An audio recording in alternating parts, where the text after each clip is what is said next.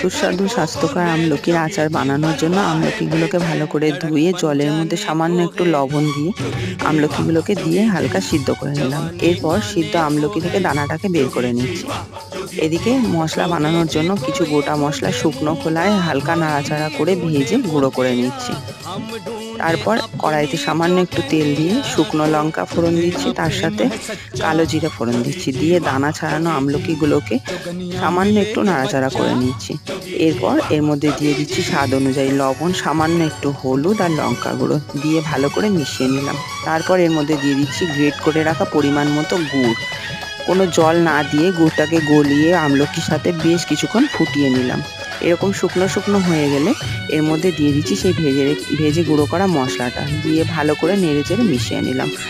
আচারটা যাতে বেশ কিছুদিন ভালো থাকে তাই 1 চামচ ভিনেগার অ্যাড করে দিলাম।